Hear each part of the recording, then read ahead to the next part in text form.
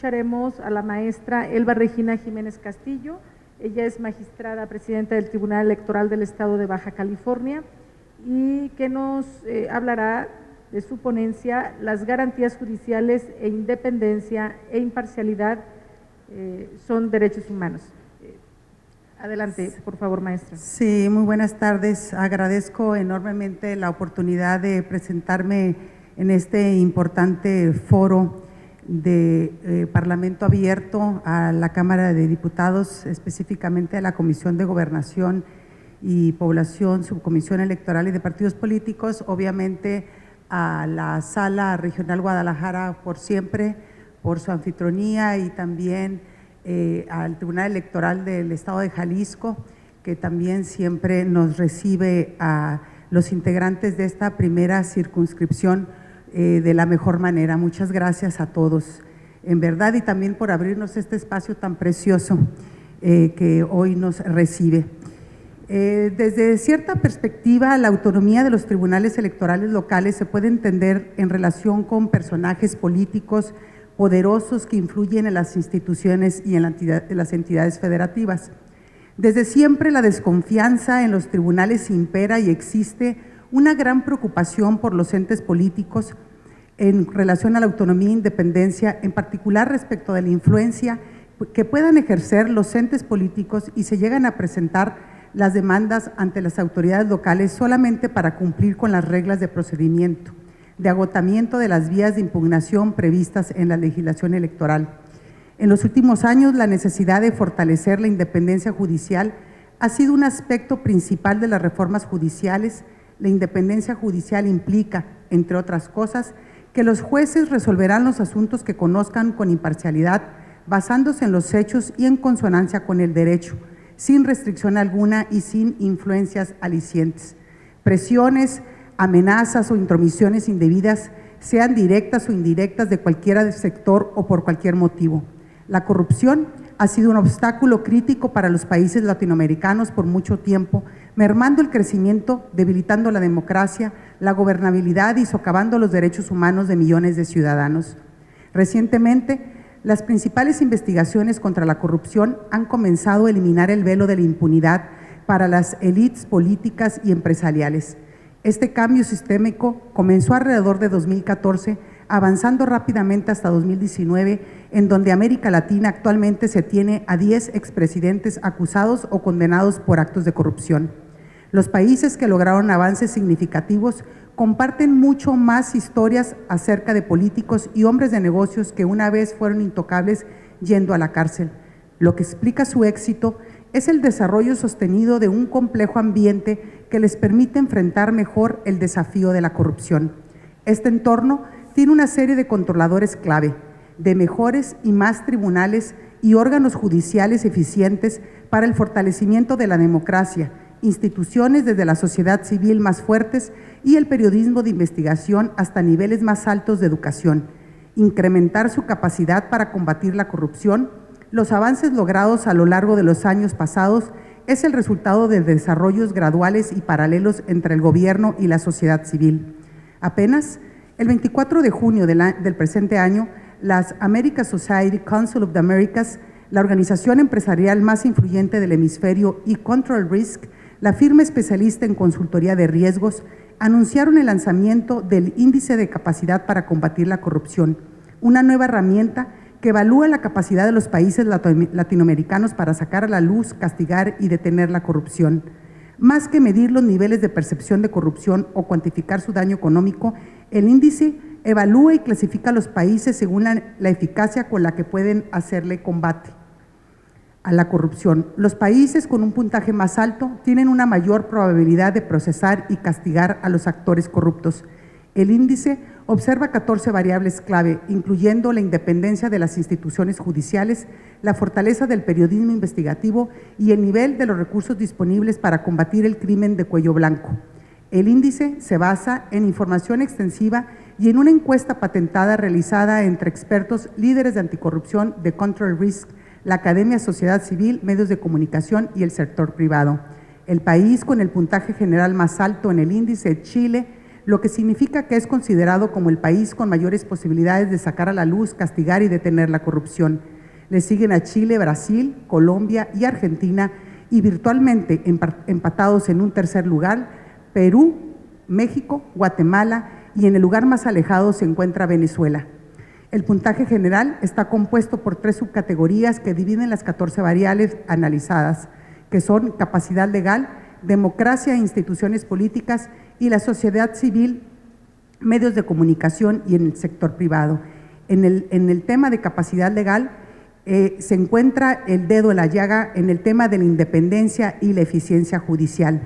En el tema de democracia e instituciones políticas se refiere a la calidad y exigencia de la legislación sobre financiamiento de campañas, proceso de legislación y fallo y calidad general de la democracia.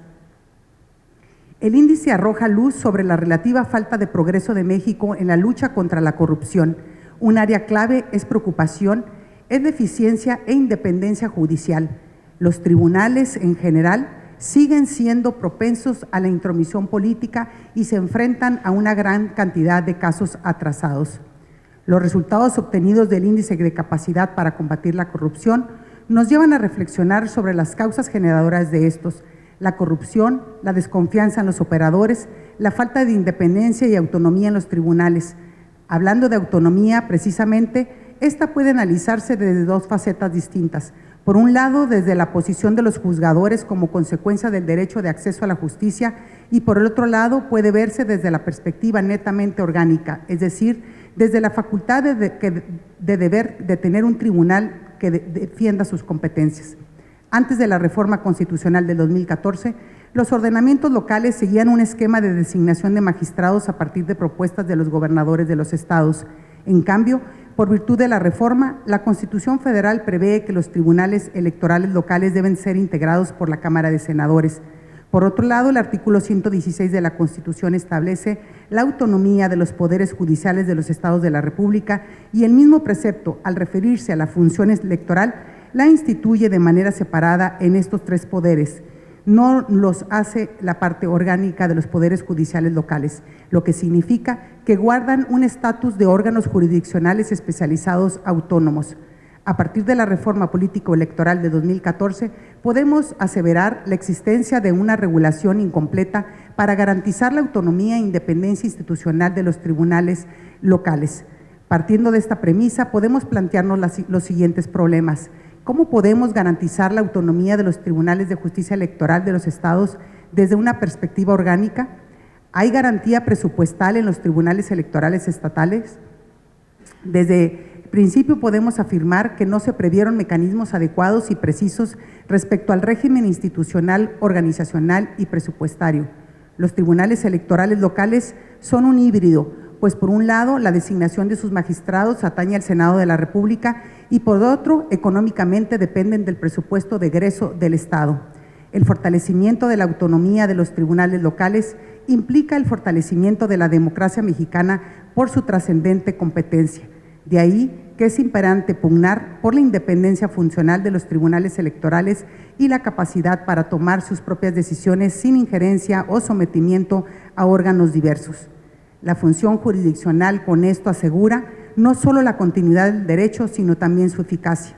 Ubicándonos en el principio fundamental de la distribución orgánica de las funciones estatales, sobre la base de su coordinación, colaboración y control recíprocos, es incuestionable que cada uno de los órganos de poder del Estado debe quedar exento de subordinación o dependencia de otro, so pena de acarrear el fracaso al sistema constitucional. La línea jurisprudencial de la Corte afirma que si bien el artículo 8 de la Convención Americana se titula de garantías judiciales, su aplicación no se limita a los procesos judiciales en sentido estricto, sino al conjunto de requisitos que deben observarse en las instancias procesales a efecto de que las personas puedan defenderse adecuadamente ante cualquier tipo de acto emanado del Estado que pueda afectar sus derechos.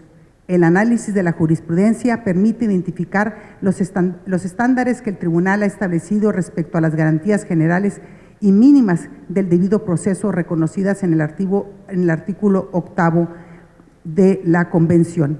En ese orden de ideas, considero que la independencia y la autonomía de los tribunales locales se alcanzará si se regresa a un esquema de pertenencia al Poder Judicial, propuesta que hago para la propuesta inacabada de la reforma 2014 que radica en que los tribunales de justicia electoral regresen a una estructura orgánica del Poder Judicial, pero en el ámbito federal, ser parte del porcentaje fijo para el presupuesto de los órganos jurisdiccionales que permita que estos no se vean mermados bajo ninguna circunstancia ajena a sus necesidades. De esta forma, se contribuye a la legitimidad, ya que se garantiza que las decisiones electorales se tomen de conformidad con el Estado de Derecho para beneficio de la justicia, la certeza jurídica y la estabilidad política.